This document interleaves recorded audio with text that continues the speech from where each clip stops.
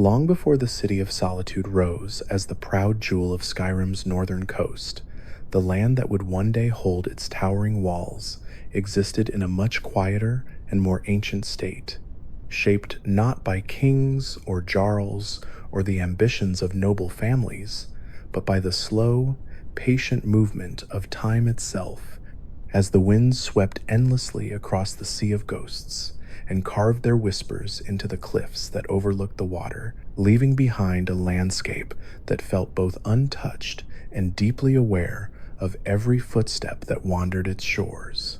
In the earliest ages, before written histories and carved tablets, before the Nordic peoples crossed the furious northern waters from Atmora, this place existed as a lonely stretch of rugged earth where the sea crashed relentlessly beneath a natural stone arch that seemed impossibly balanced between two cliff faces, as though some ancient hand had lifted it into place and left it there as a silent monument to a forgotten age.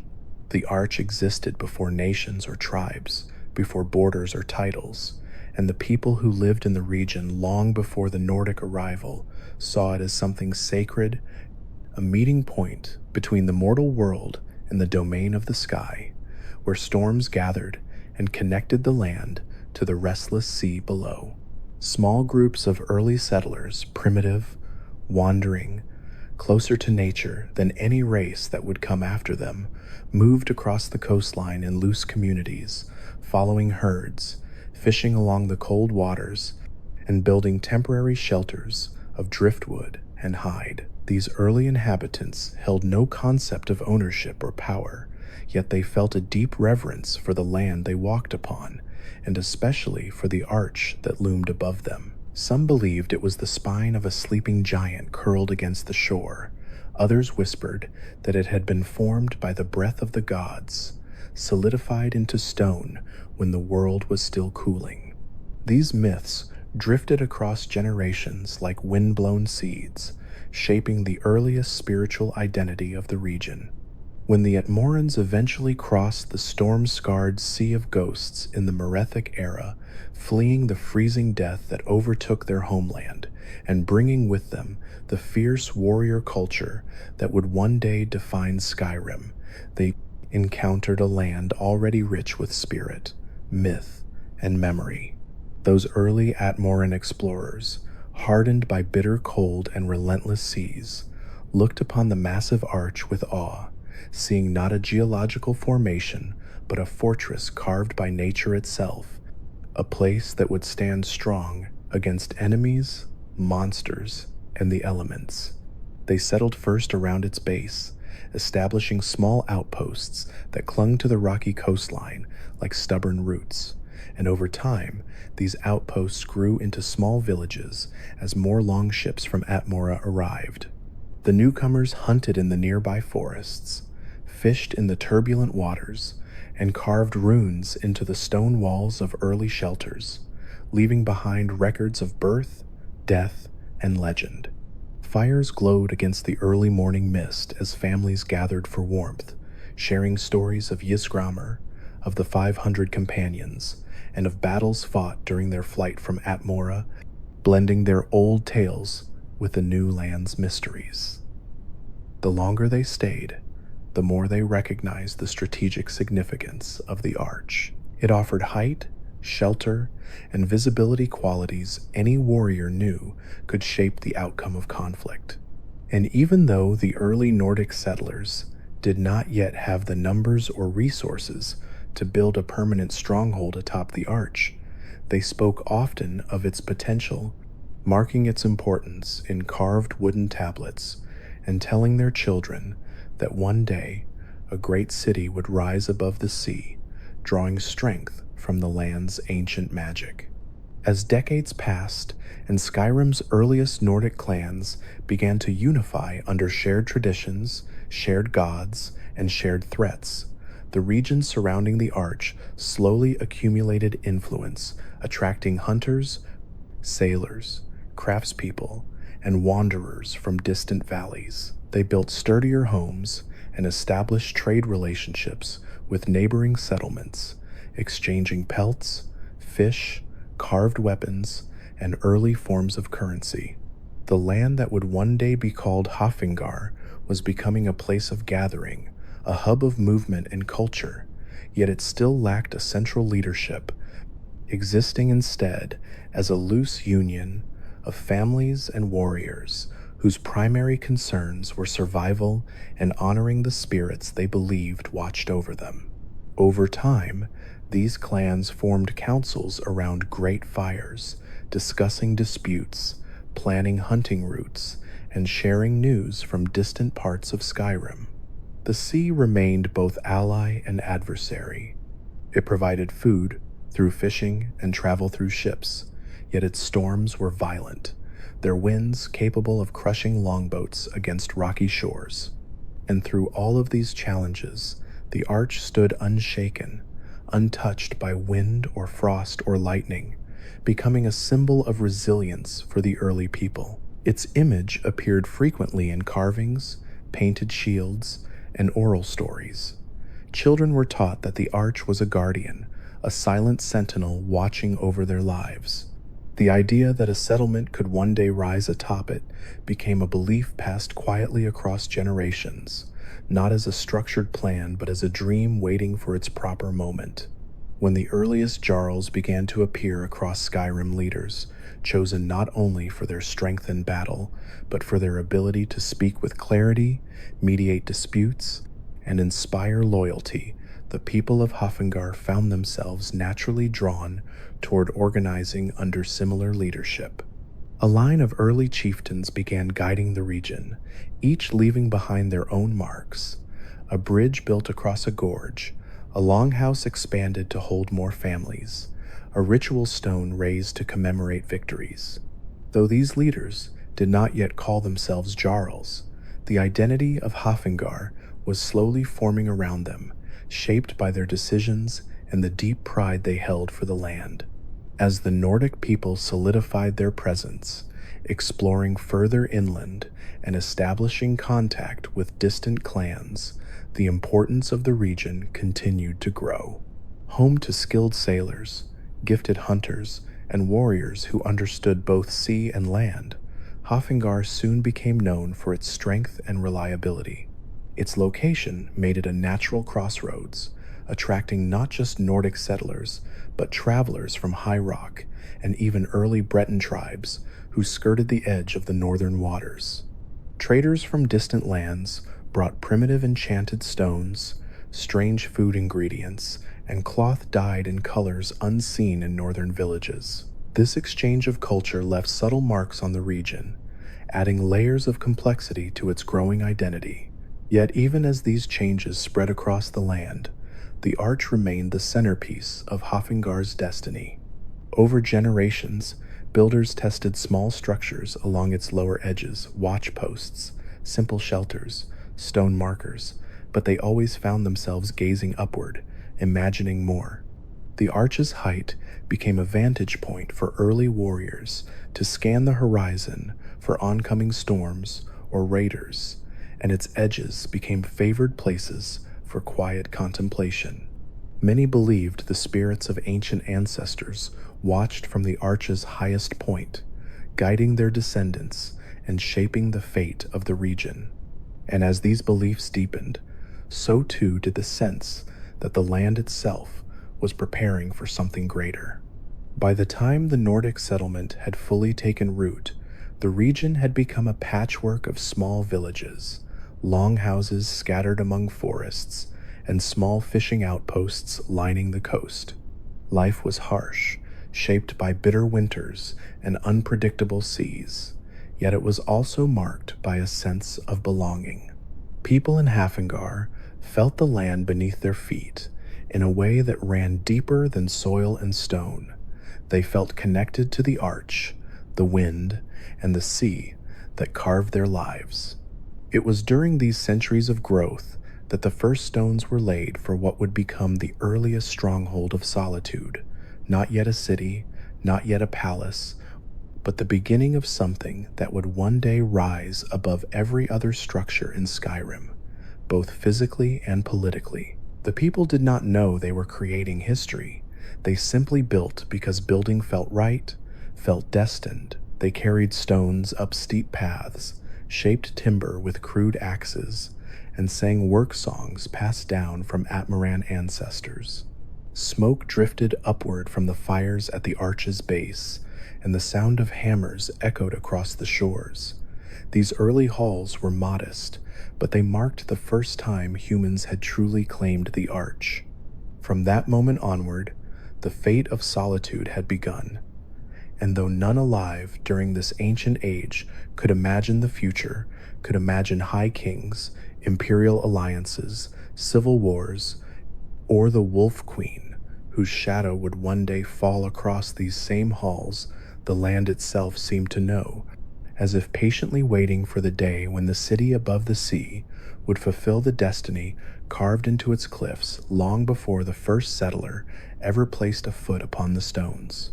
As the earliest halls upon the great arch began to take form, the people of Hafengar found themselves entering an era unlike any they had experienced before, for the stronghold that rose above the Sea of Ghosts did more than provide shelter or vantage.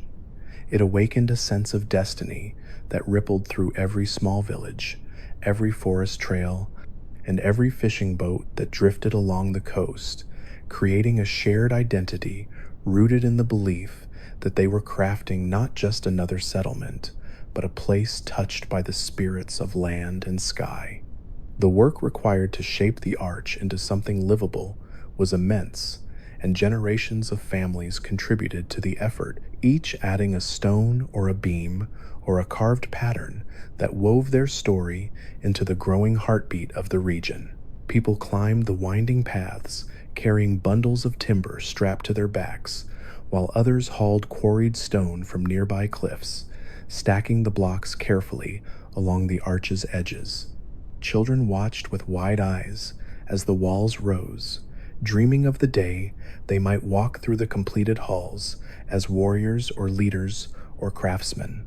At night, the glow of torches along the arch cast warm light across the sea, reflecting in shimmering streaks upon the waves, like ancient runes left behind by forgotten gods. Even those who lived far from the coast could see the torchlight from the highest hills, and they spoke of it as a guiding beacon, a symbol of unity that stretched across the land. As the stronghold grew, so too did its cultural significance, for the people increasingly looked to the arch as not only a place of strength, but a resting point for tradition. Early festivals were held at its base, where families gathered to celebrate the changing seasons, the return of successful hunters, or the births of children whose futures were tied to the growing city. Musicians played long, haunting melodies on carved wooden instruments, while storytellers recited tales of Atmora's final winters and the sorrowful journey that brought the Nordic people to Skyrim's shores. These gatherings created a sense of shared memory that bound the clans together in ways that simple survival never could. And as the stronghold became a focal point for these traditions, the earliest rulers emerged from the people's respect rather than from force or lineage. These proto-jarls were individuals chosen for their wisdom, their decisiveness, and their ability to guide the early settlers through both hardship and growth. They lived not in lavish chambers, but in simple halls built beside their people, rising each morning to walk the same stone paths and speak with those who labored on the arch's construction. Their leadership was shaped by humility, shaped by the understanding that they were not governing a kingdom, but nurturing a growing home. Yet even this early harmony could not fully stave off the challenges that accompanied expansion. As Hafengar's reputation spread throughout Skyrim, rival clans from other regions began to cast envious eyes toward the coast, realizing that the city forming above the sea would eventually wield enormous influence. Rumors traveled across snowy passes, whispering of Hafengar's rich fishing grounds, its fertile lowlands, and its advantageous trade position with the sailors and wanderers who came from High Rock. Jealousies formed, creating early tensions that required delicate handling from Haafingar's leaders. Armed skirmishes occasionally erupted along disputed hunting territories, and travelers spoke of clans from the Reach, testing the strength of Haafingar's warriors. Yet through each challenge, the early stronghold held firm, as though the arch itself granted stability to the people who lived upon it. Its position high above the sea allowed early lookouts to spot threats long before they arrived, and the narrow pathways that led upward could be defended by only a handful of trained warriors. Even in these primitive days, the Arch proved to be a natural fortress unmatched anywhere else in Skyrim. While these external threats persisted, the population of Haafingar continued to grow as newcomers arrived. Drawn by the promise of stability and the prospect of becoming part of something larger than themselves, families from distant valleys made the difficult journey along rugged trails, bringing with them their own customs and crafts, and these traditions blended into the cultural tapestry of the developing region. Blacksmiths, skilled in shaping iron into sturdy blades, found steady work in the growing settlement, while hunters who knew the inland forests contributed fresh knowledge of tracking, trapping, and surviving the colder seasons. The mixing of cultures brought new foods, new clothing styles, and new ways of honoring the passing of seasons. The region's rituals began to evolve, becoming more elaborate as the population grew. Ceremonies honoring Kine, the goddess of storms, were held on the highest point of the arch, where priests and priestesses lifted their hands to the sky and prayed for favorable winds, safe seas, and plentiful hunts. Offerings were made at the edge of the cliff, where items of personal significance were tossed into the foaming waves as a gesture of reverence. These rituals strengthened the bond between the people and the land, for they believed the arch heard their prayers and carried them upward into the cold sky. Over time, these beliefs solidified into a spiritual foundation that influenced not only daily life, but also leadership. Many early Jarls viewed themselves not merely as rulers, but as caretakers chosen by the land itself, responsible for maintaining balance between their people's ambitions and the natural forces that shaped the region. They held councils with priests to interpret omens, studied sea patterns to predict storms, and listened carefully to the concerns of families who lived along the coast. Their rule extended beyond political decisions. It touched every aspect of life in Haafingar, from harvest planning to conflict resolution to the training of young warriors. As the stronghold matured, it evolved into something more structured, eventually taking on the earliest recognizable shape of the future city of Solitude. Additional defensive walls were erected along the arch's edges, and markets began to form in the open spaces where merchants from the surrounding villages laid out their goods. Even though the population was still relatively small, the atmosphere felt unmistakably alive. The laughter of children echoed across the stone as they played near the unfinished walls, and the daily bustle of trade filled the air with steady, comforting noise. More complex buildings emerged, constructed from stone rather than timber, designed to withstand the relentless sea winds. Artisans carved intricate patterns into the walls, depicting animals, ancestors, and the spirits they believed watched over the city. These images added to the identity of the region, creating a sense of permanence and pride. Yet the people still understood that the stronghold was only the beginning. They sensed that the Arch had the potential to support a kingdom far greater than anything they had yet imagined. The early leaders, too, felt this stirring within the land. They saw the way the people gathered, the way trade flowed effortlessly through the region, and the way stories from travelers painted Solitude as a rising star in the vast tapestry of Skyrim. And though the city had not yet been named, though the Blue Palace had not yet been built, and though the great nobles who would one day shape its history had not yet been born, the foundations of Solitude's destiny were firmly set. It was during this period of steady growth that the earliest discussions about centralizing leadership began to take shape. The proto-jarls recognized that a city perched atop such a commanding position could not remain merely a collection of interconnected villages. With every passing year, the number of travelers seeking audience with Hafingar's leaders grew, and the weight of diplomacy shifted increasingly toward the stronghold. Agreements needed to be written rather than spoken, alliances needed formal documentation, and judgments required consistent laws rather than intuitive decisions. Slowly, the idea of establishing Solitude as the heart of Hafingar's culture and governance began to take root. Great halls were constructed upon the arch's central plateau, providing large indoor spaces where councils could be held regardless of storms or seasonal hardships. These evolving structures marked a turning point, for they represented the first deliberate attempt to create a political center that would unite the region.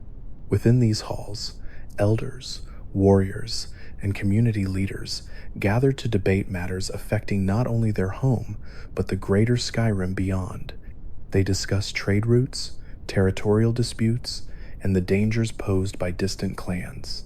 They shared knowledge about farming techniques, medicinal herbs, and new methods of crafting tools. And slowly, through countless hours of conversation, they began stitching together a vision for a unified future, one in which Solitude would rise as a beacon of strength, culture, and leadership.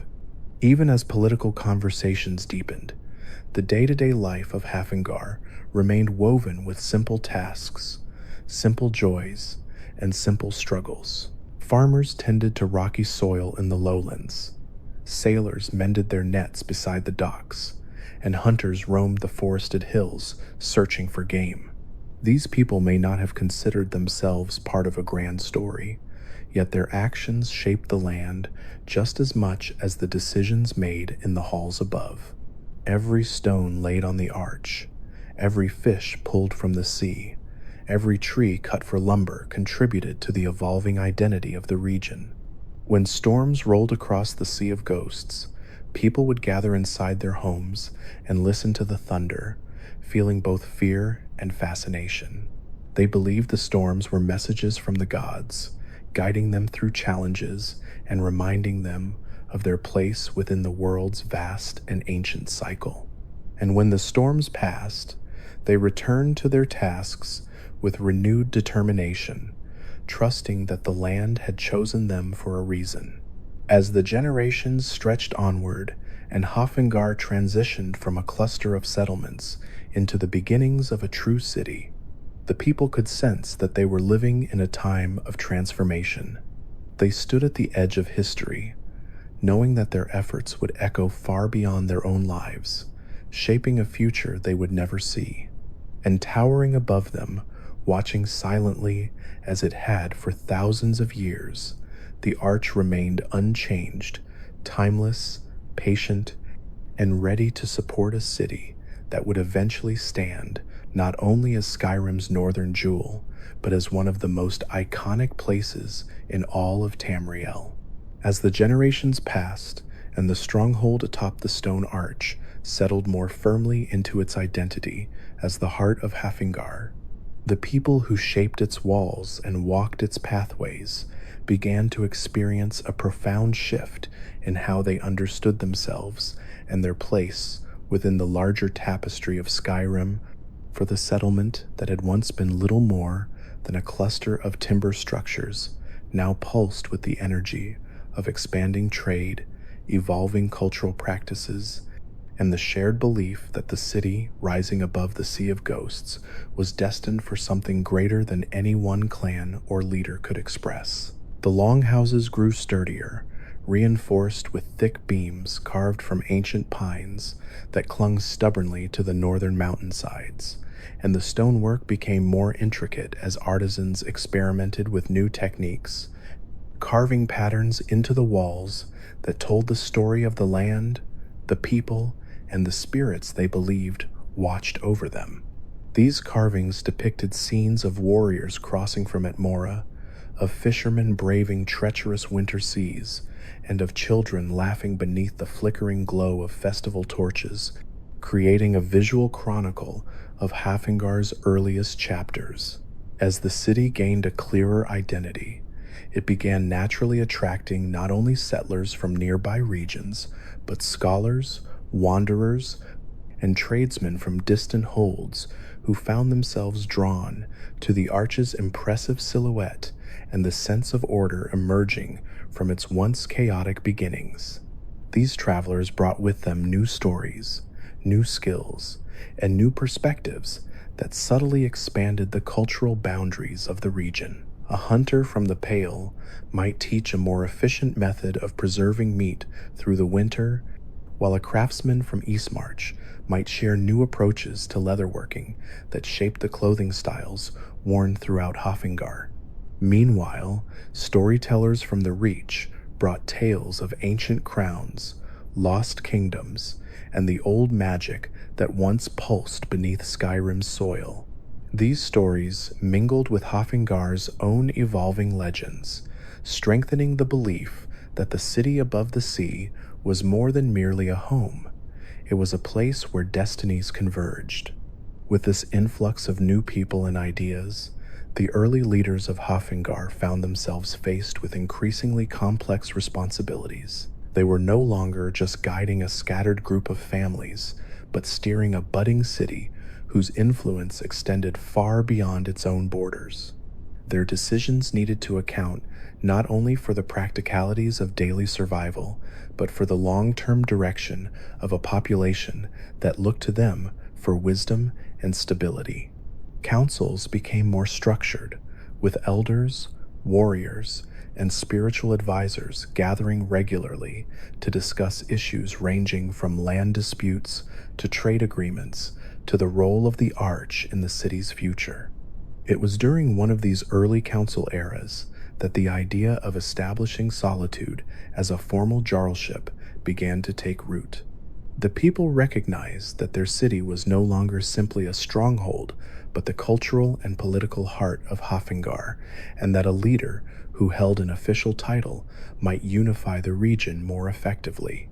They sought someone who embodied the values of both strength and empathy, someone who could wield authority without losing sight of the needs of the people.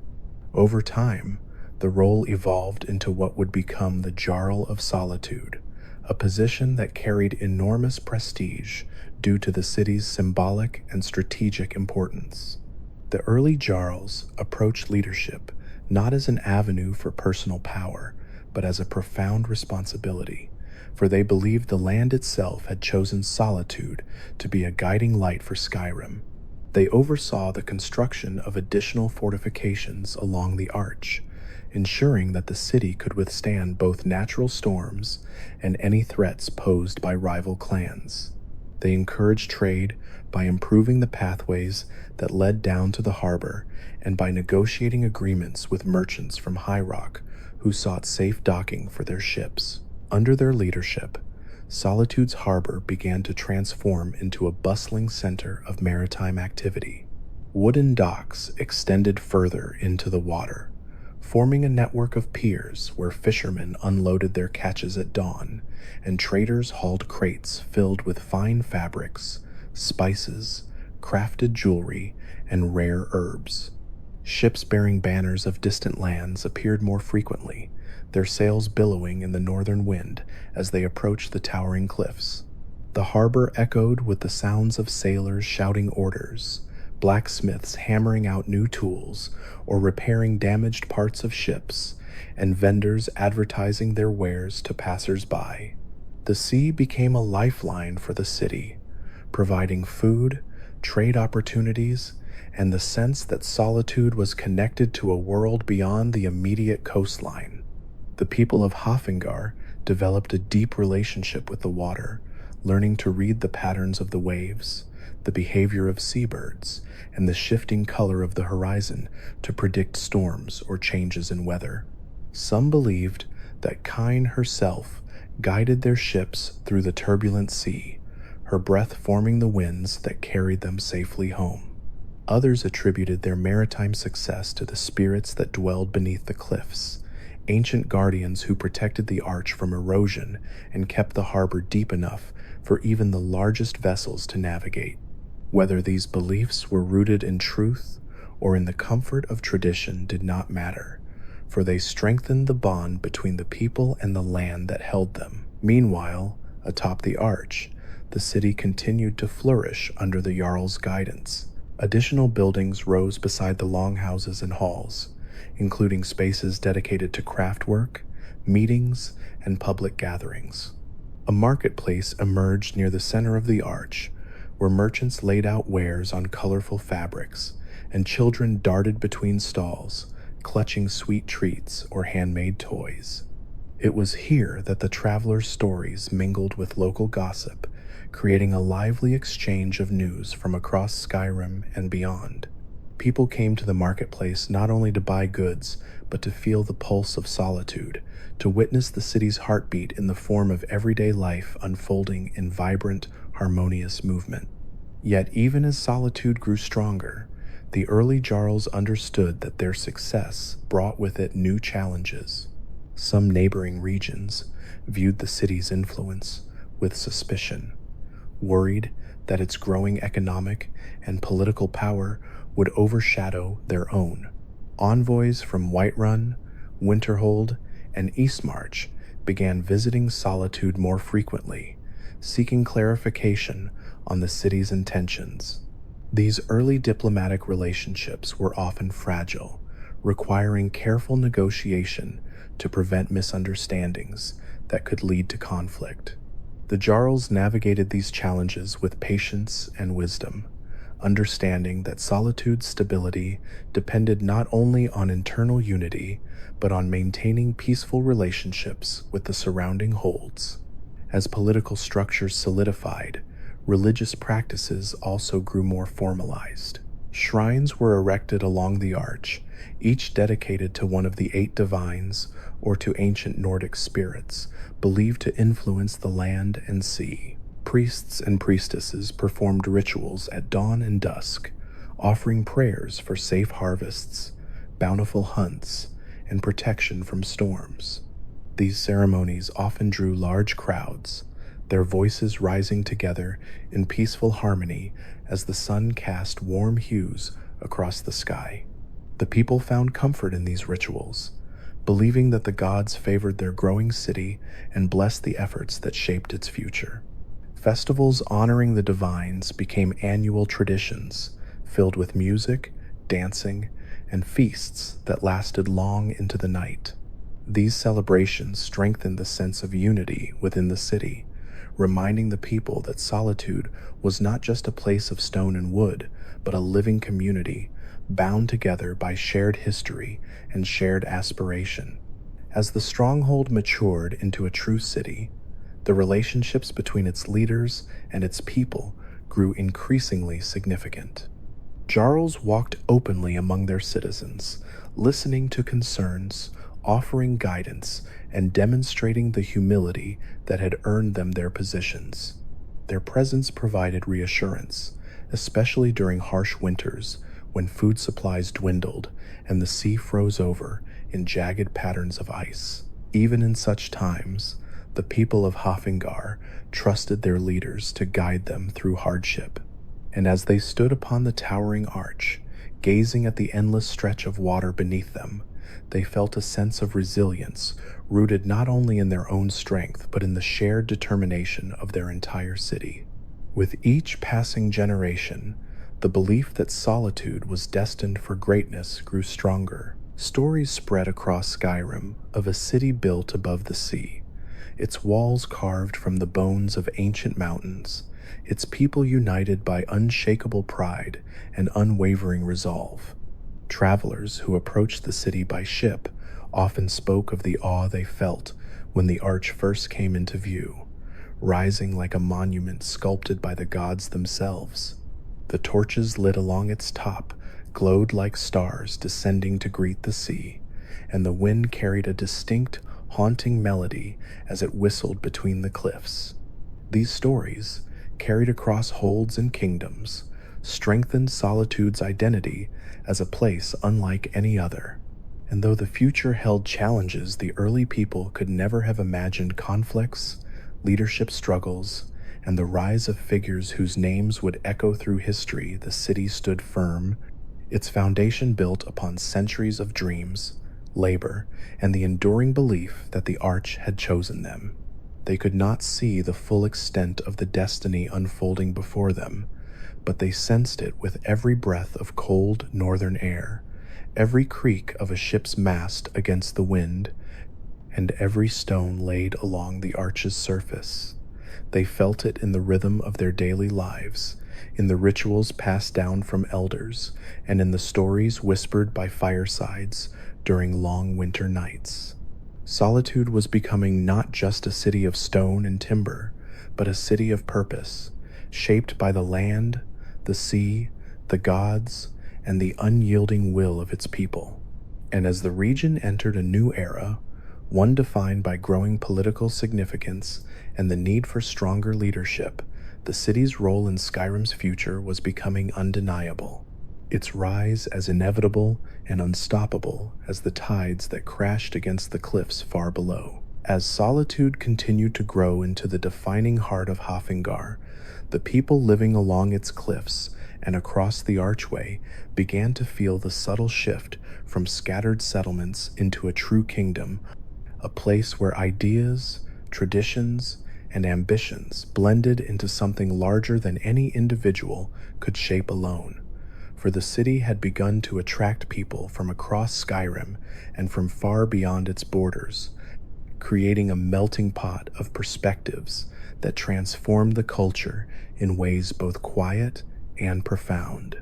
Families who had once lived isolated lives along the northern coast now found themselves surrounded by neighbors from Whiterun's plains, Eastmarch's volcanic foothills, and the Reach's rugged highlands, each carrying stories from the lands they had traveled through, each bringing customs, beliefs, and craftwork techniques that slowly wove themselves into the identity of the region.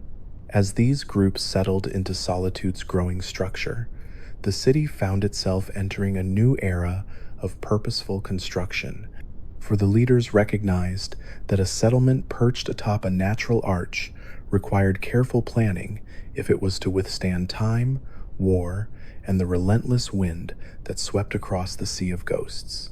Carpenters reinforced walkways with heavier beams, masons carved sturdy foundations into the stone, and architects dreamed of towers, walls, and meeting halls that would stand for centuries. The earliest versions of what would one day become the Blue Palace began to take shape, starting as a simple stone hall where the Jarl held council meetings, and slowly evolving into a more ornate structure as the region's wealth increased. Though the city was far from the opulent grandeur it would one day achieve, these first architectural steps laid the groundwork for everything that followed. The people understood that they were not merely building for themselves. They were building for the generations yet to come, leaving behind markers of their existence in every carved pillar, every wooden beam, and every rune etched into the walls. Life within the rising city became increasingly more organized as the population expanded. Traders established permanent stalls along the archway markets, where they laid out wares imported from across Skyrim and beyond, lush fabrics dyed with rare pigments, carved figurines depicting ancient Nordic spirits, bottles of fragrant oils from traders who had sailed from distant Hammerfell ports, and trinkets forged by Breton blacksmiths whose intricate designs fascinated the local craftsmen. These markets became a daily gathering point, filled with the sound of bartering voices, the clatter of goods being unloaded from carts, and the warm laughter of children weaving between crowds as they carried baskets of fish, bread, and herbs home to their families. Every morning, the marketplace felt alive in a different way, as though the city itself breathed through the mingling of cultures. Evenings were quieter, though still full of life in their own way, with lanterns casting warm yellow light across the stone pathways and the distant glow of bonfires flickering along the harbor below. People gathered near the city's open courtyards, sharing stories of the day's hunts, the success of trade, or the arrival of new faces from distant lands. The harbor played an essential role in Solitude's early development, becoming a lifeline that connected the city to the wider world. Ships from High Rock, Hammerfell, and even Cyrodiil sometimes ventured north during favorable weather, braving the unpredictable sea of ghosts in search of profitable trade routes. When these ships arrived, their crews brought with them stories of far-off cities, tales of political struggles, and descriptions of sophisticated technologies that amazed the people of Solitude. These stories broadened the worldview of local leaders, who began to see Solitude not just as a regional center, but as a crucial part of Tamriel's vast and interconnected landscape. And though the city still retained the simplicity of its early days, growing steadily but cautiously, the seeds of ambition had already taken root. The early Jarls understood that Solitude's future would be tied to its reputation as a city of influence, a city that embraced knowledge, welcomed travelers, and carried itself with a sense of dignity forged from the harshness of its northern home. Despite the city's growing prosperity, life in Solitude remained shaped by the rugged reality of Skyrim's climate. Harsh winters brought snowstorms that blanketed the Arch in deep piles of ice and frost, making it difficult to traverse the steep paths that connected the city to the harbor below. During these months, families stayed indoors, gathering around hearth fires that crackled warmly while the wind outside howled against wooden shutters. Children listened to elders recount ancient stories, tales of Ysgrammar's final days in Atmora, tales of dragons that had once ruled the sky, tales of heroes who shaped the land long before the first stone was ever placed upon the Arch. These stories carried lessons of survival, unity, and resilience, teaching each new generation that their home demanded both respect and strength. When the storms eased and spring returned, the city emerged from its frozen stillness and resumed its steady growth. Craftsmen repaired roofs damaged by heavy snow. Farmers planted new crops in the fertile lowlands below the cliffs, and fishermen returned to the sea, grateful for calmer waters. Festivals celebrating the end of winter filled the courtyards with music, dancing, and blessings for the warmer months ahead. Despite the hardships of the cold season, the people of Solitude treasured their connection to the land, believing that the challenges they faced only strengthened their spirit. The political landscape of Skyrim gradually changed as Solitude's influence expanded. Neighboring holds began to rely on Solitude for essential goods that only the coastal city could provide, including rare fish, imported materials, and access to foreign traders. These economic ties strengthened diplomatic relationships, but they also bred envy in some regions. Jarls in distant holds questioned whether Solitude's growing prominence threatened the balance of power within Skyrim. Rumors of alliances and secret negotiations traveled across snowy passes, reaching the ears of Solitude's leaders and prompting them to consider the delicate nature of their position. The early Jarls navigated these tensions with skill, maintaining peaceful relationships wherever possible and reinforcing the idea that Solitude sought unity rather than domination. Even so, the fear of potential conflict spurred the city to expand its defenses. Warriors trained daily atop the Arch, practicing formations and honing their skills with bows, axes, and shields. Lookout towers were constructed along the cliffs, ensuring that the city could anticipate both natural threats and hostile forces. Solitude's military prowess grew steadily, becoming another layer of protection for the people who called the city home. As the political relationships between Skyrim's holds fluctuated, so too did the cultural practices within Solitude. The city's religious identity became increasingly formalized, with shrines dedicated to the divines appearing across the arch. Priests offered blessings before sea voyages, while priestesses conducted ceremonies during harvest festivals, guiding the people through the turning points of each season. These rituals brought comfort to the population, linking them to their ancestors and reinforcing a sense of belonging. Even as the city embraced new customs introduced by travelers, its devotion to Nordic tradition remained deep, woven into the everyday lives of its people. Artisans crafted elaborate tapestries depicting Kine's winds sweeping across the northern seas, and musicians composed haunting pieces that echoed through the city's halls during late-night gatherings. The emotional landscape of the city shifted as well. People began forming stronger attachments to solitude itself as a concept, a place that represented hope, safety, and identity.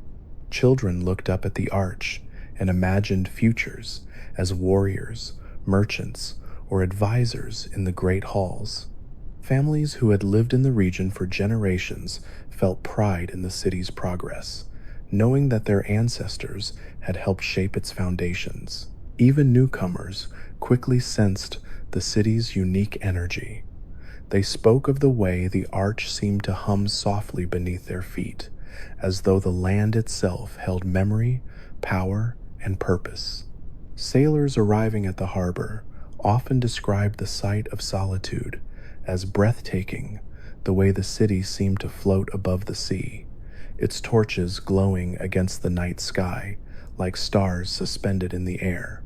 These impressions became part of Solitude's legend, spreading across Tamriel and drawing even more people to the city's gates. Over time, the early signs of a distinct social hierarchy emerged. Wealthy traders and skilled artisans began claiming homes closer to the city's center, where the stone structures were stronger and the winds less severe. Warriors and guards lived near the edges of the arch, close to the lookout posts. Families of modest means settled along the lower levels of the city, where the homes were simpler but the sense of community remained strong. Despite these divisions, however, the people generally viewed themselves as equals, united by their shared identity as residents of Solitude. The Jarls worked diligently to maintain this unity, ensuring that no group felt excluded from the city's growth. They understood that Solitude's strength depended on cooperation, not rivalry. By the time the city reached the end of this early developmental period, it had become clear that Solitude was no longer merely a promising settlement. It had grown into a true power, a cultural, economic, and political beacon recognized across Skyrim and beyond. Travelers spoke of its beauty, its strength, and the determination of its people. Scholars wrote of its strategic brilliance, noting how the arch provided natural defense without the need for extravagant fortifications. And within the city itself, whispers began to circulate that Solitude was destined to become the center of something far greater than a single hold. The people felt it in the way the wind carried their voices across the sea, in the way the sunlight cast golden hues across the arch at dawn, and in the way their leaders spoke of unity with a conviction that stirred hearts. As the foundations of Solitude solidified physically, culturally, and politically, the city stood on the brink of a new era, one shaped by ambition, strength, and the desire to leave a lasting legacy upon the land. The centuries ahead would bring triumphs and tragedies, heroes and tyrants, alliances and wars.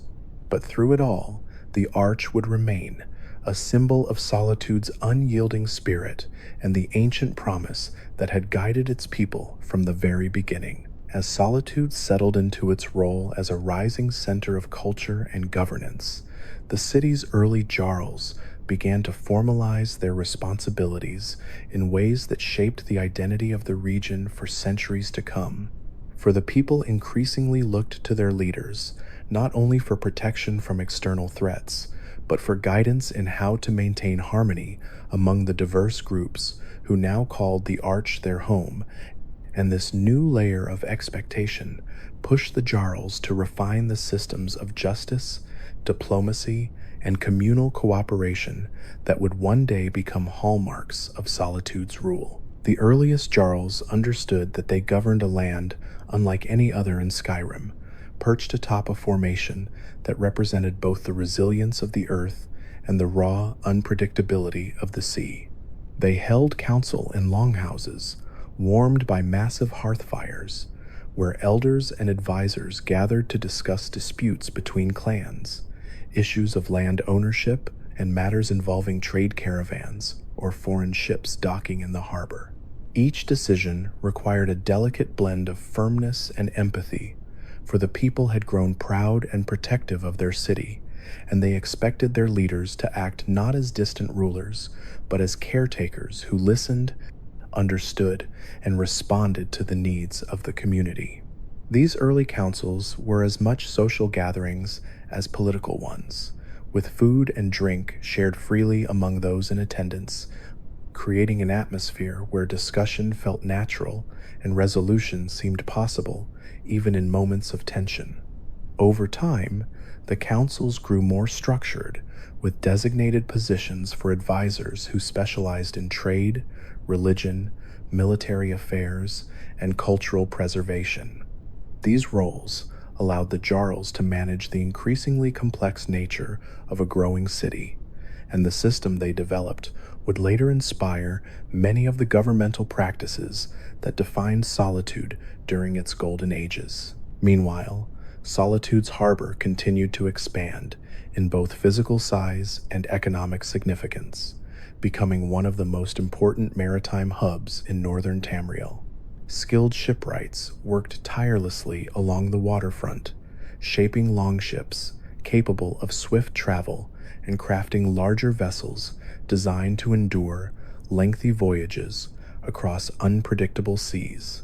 The harbor bustled from dawn until well after sunset, with sailors unloading crates filled with goods from foreign lands, silks from Sentinel, rare spices from Cyrodiil, enchanted trinkets from High Rock, and the clamor of metal tools against wooden hulls blended with the constant sound of waves striking the rocky shore.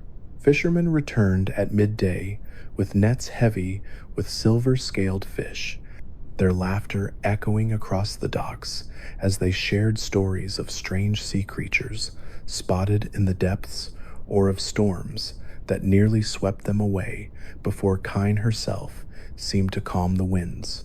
These stories became woven into the growing folklore of Solitude, creating a maritime identity that complemented the city's inland culture. Children ran barefoot along the harbor's edge, watching the ships with wide eyes, dreaming of adventures in far-off lands or of someday becoming captains of their own vessels. Elders gathered in shaded corners to carve tokens of protection that sailors pinned to their masts, believing these charms could ward off the spirits that were said to glide beneath the waves at night.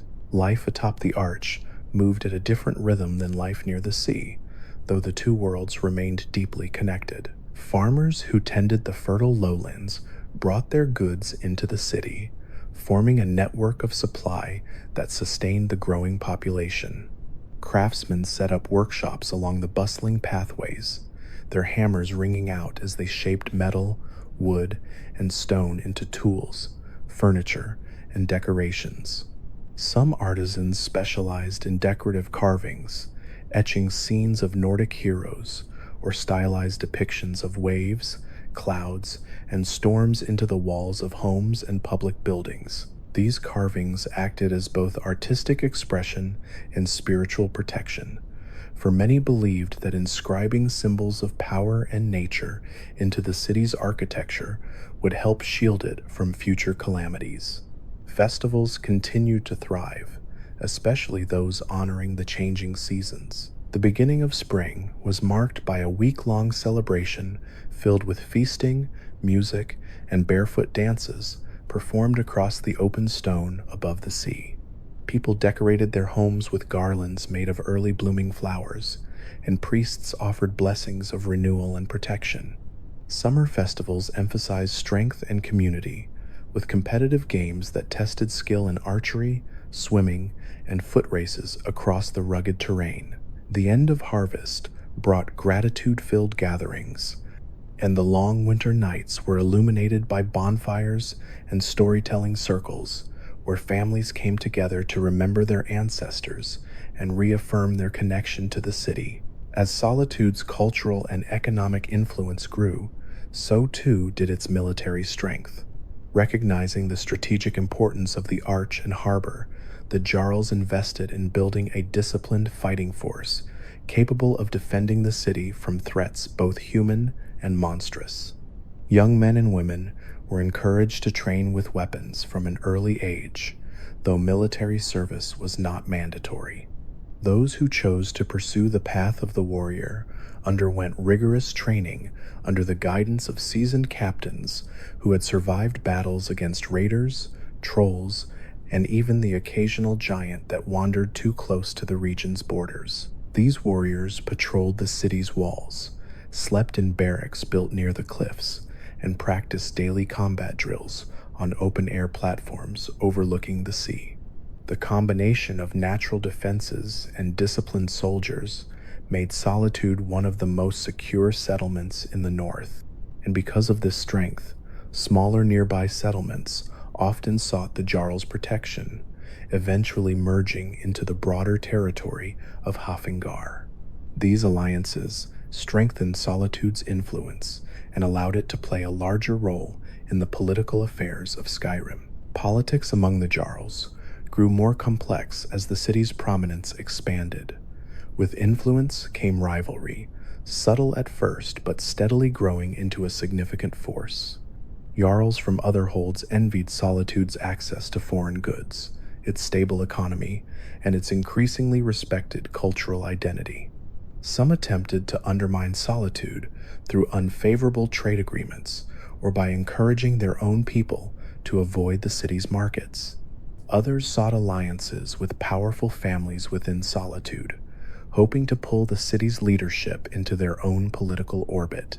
Yet Solitude's early Jarls remained steadfast, understanding that their authority rested on the unity and well-being of their people. They worked tirelessly to maintain strong relationships with their neighboring holds while ensuring that Solitude maintained its independence and dignity. They understood that diplomacy required the same strength and patience that defined combat, and they approached each negotiation with a blend of caution and confidence. Their consistent efforts ensured that Solitude was respected as both an ally and a formidable power. Despite the rising complexity of governance, the city maintained a strong sense of community. The people believed deeply in preserving their traditions, honoring their ancestors, and remaining connected to the land and sea that had sustained them for generations. Rituals honoring the divines remained central to life in Solitude. Priests of Akatosh emphasized the importance of time and stability, reminding people to be patient in their growth and steadfast in their purpose. Priests of Kinnereth taught of the winds and the sacredness of the arch, believing that the stone formation served as a conduit for her blessings. Temples dedicated to the divines became integral parts of Solitude's architecture, their tall structures rising above the city like spiritual guardians. Pilgrims journeyed from distant regions to offer prayers at these temples, strengthening Solitude's role as a place of enlightenment and reverence. As the city's spiritual identity grew, scholars and historians found themselves drawn to Solitude's halls. They arrived with ancient texts, detailed scrolls, and knowledge passed down through generations. They cataloged Solitude's evolving history, documented the stories of its founders, and gathered information about the land before the Nordic arrival. These scholars played a vital role in shaping Solitude's intellectual culture, offering lessons in reading, writing, history, and mythology to anyone willing to learn. Their teachings inspired curiosity and fostered a deeper understanding of the city's origins and destiny.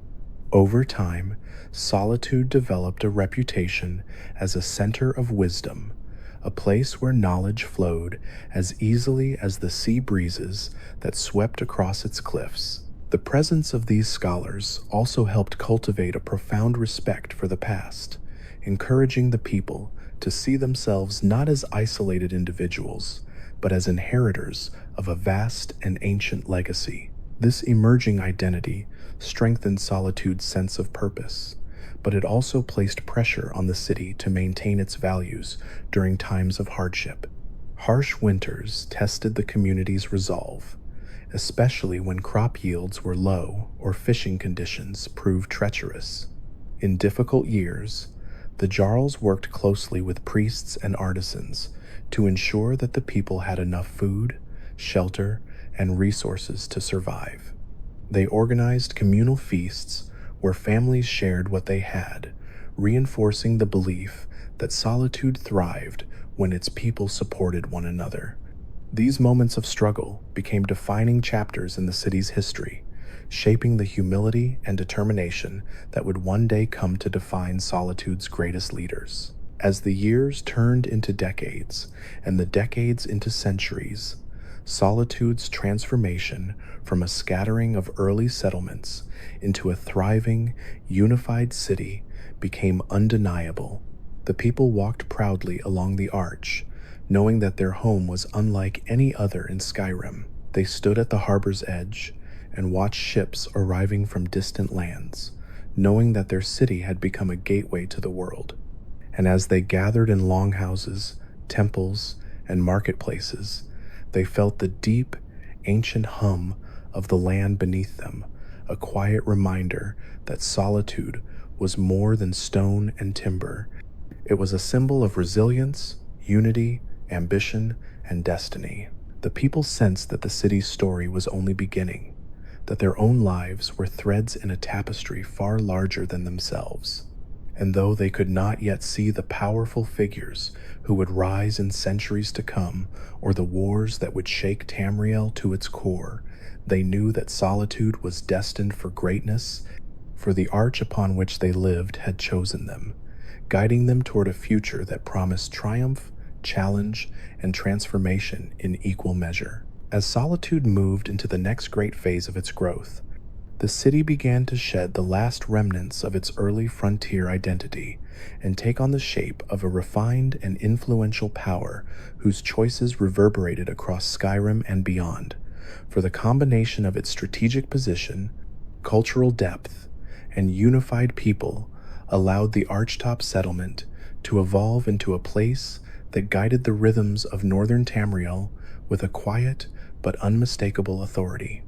The Jarls who now governed Solitude stood upon the foundations built by their ancestors, yet they faced challenges that required new forms of leadership, challenges born from expanding trade networks, shifting political climates, and the increasing desire of the people to define what it truly meant to be a citizen of this rising city above the sea.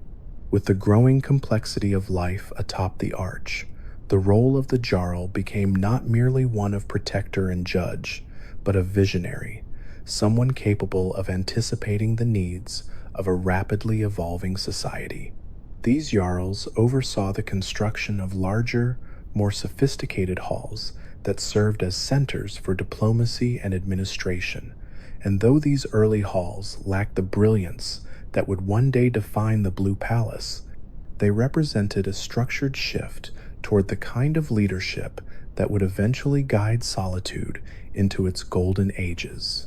They convened regularly with councils composed not only of warriors and elders, but artisans, scholars, merchants, and priests, recognizing that a city of such diversity required input from every corner of society to maintain harmony. This collaborative approach shaped the city's early legal codes, trade regulations, and ceremonial practices, strengthening the idea that Solitude's identity rested on balance between tradition and innovation, between the land and the sea, and between the needs of individuals and the vision of the collective whole.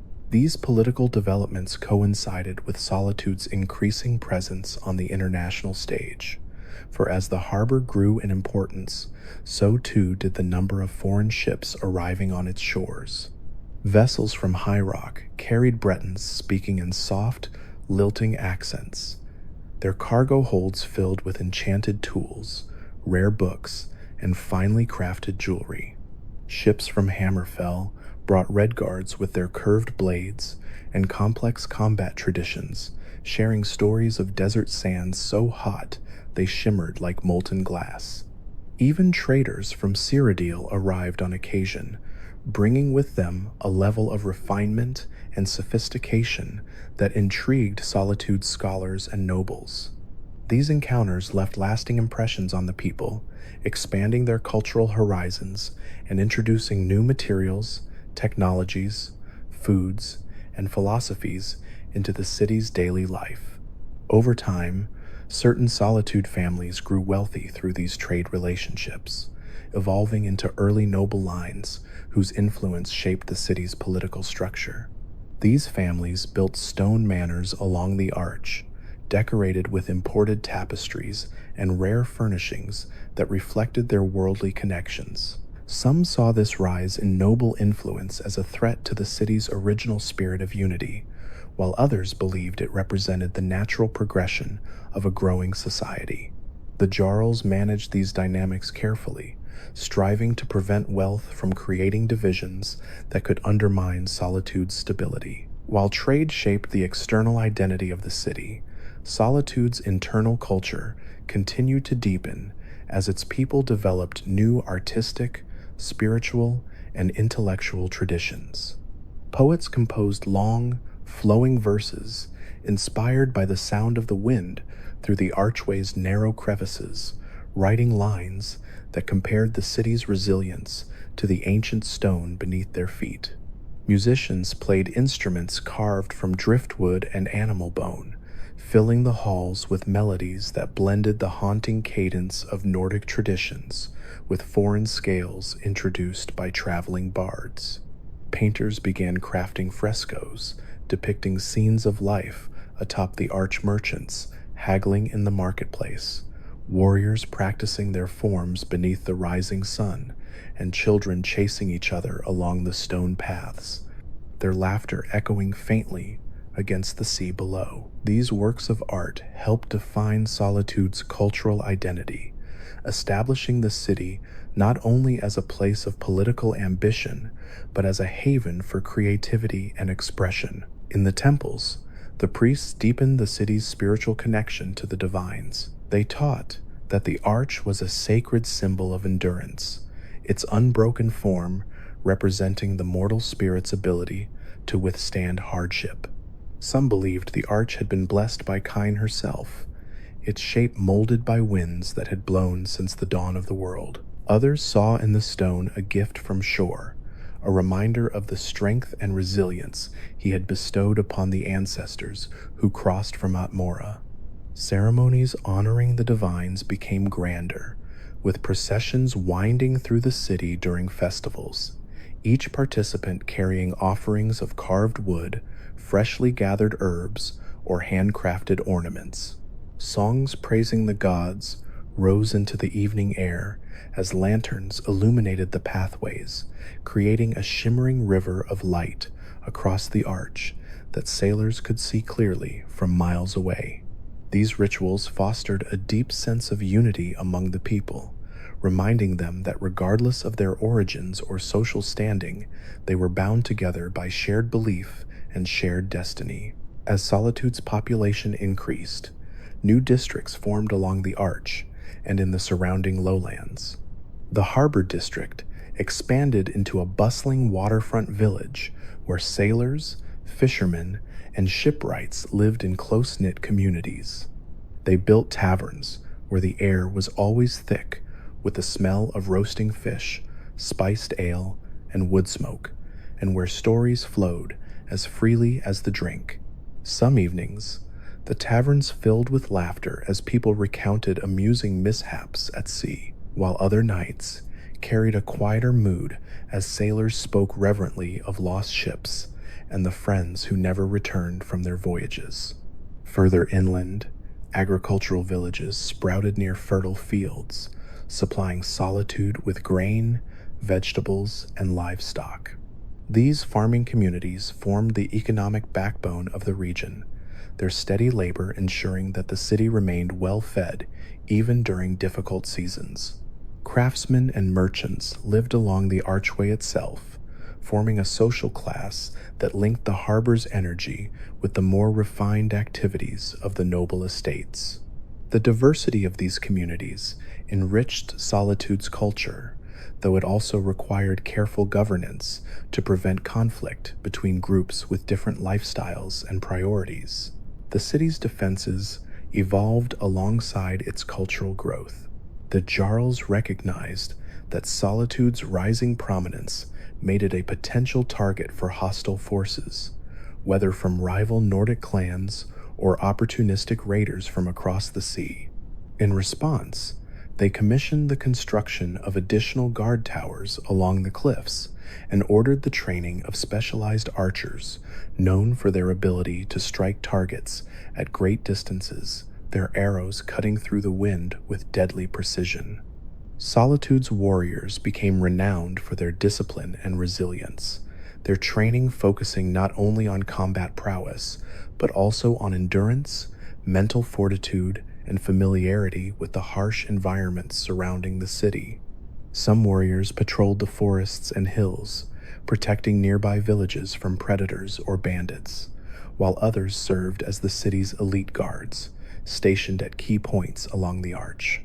This growing military strength elevated Solitude's status further, transforming it into one of the most secure and respected cities in Skyrim. Yet, despite its rising power, the city never lost sight of its roots. The people maintained reverence for the stories of their ancestors, passing down tales of the first settlers who climbed the arch carrying nothing but hope and determination.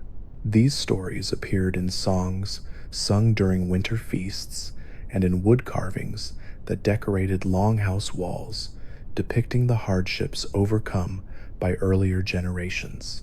Children grew up hearing these tales, internalizing the belief that Solitude's greatness came from the perseverance and unity of its people. This pride fostered a collective identity that helped the city weather difficulties as they arose. One such hardship arrived in the form of an unusually devastating series of winters that struck Skyrim over several years. These harsh seasons brought storms of unprecedented severity, freezing the harbor's waters and making it nearly impossible for ships to travel safely. Food supplies dwindled and trade slowed to a near standstill. Winds howled across the arch so fiercely that even the most seasoned warriors struggled to maintain their footing. Yet, in these dark times, Solitude's people came together with remarkable solidarity. The Jarls organized emergency stores of grain and fish, distributing food to those in greatest need. Priests offered blessings and comfort, while families opened their homes to neighbors whose shelters had been damaged by the relentless cold. Artisans repaired broken structures, and warriors braved the storms to escort vulnerable villagers to safety. These years of hardship tested the city's resolve, but they also strengthened the bonds within the community, reaffirming the belief that Solitude endured because its people endured together. When the storms finally subsided and warmer seasons returned, the people emerged with renewed vigor and gratitude. They celebrated with festivals that lasted longer than usual, honoring the divines for guiding them through the hardship. The lessons learned during those difficult winters shaped the generations that followed, instilling a deep appreciation for resilience, preparation, and unity.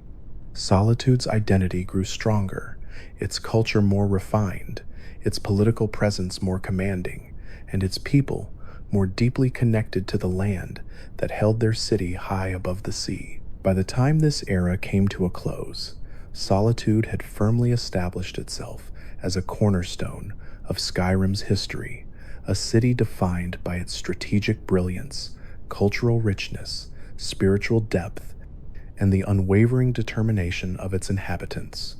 The arch beneath it remained the silent guardian of its destiny, a symbol of constancy as the world changed around it.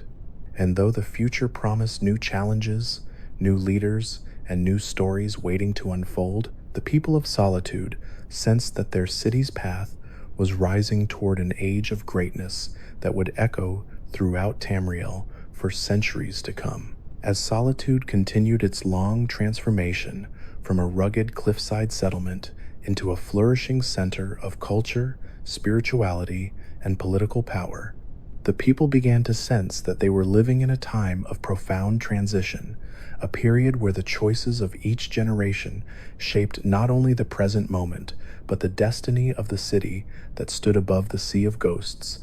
And this awareness infused daily life with a quiet sense of purpose that reached into every home, hall, and harbor along the coast. The arch beneath Solitude had already become a symbol of strength and endurance, its ancient stone holding the weight of centuries of hopes, struggles, and achievements. And as the city matured, this symbol only grew more important, shaping the mindset of a people who believed that their home possessed a kind of soul, a spirit born of the land itself that guided their actions and connected them to their ancestors. This belief was strengthened by the ongoing efforts of Solitude's priests, scholars, and artisans who worked tirelessly to preserve the stories and traditions that define the city's identity. They documented the earliest histories of Hafengar's settlers in scrolls crafted from cured animal hides, carved the names of influential families into pillars that lined the city's central pathways, and composed songs that honored the memory of those who had sacrificed themselves during the harsh winters that tested the city's resilience. These cultural practices created a sense of continuity across generations, allowing the people of Solitude to see themselves not as isolated individuals, but as links in a vast chain stretching back to the first footsteps placed upon the arch.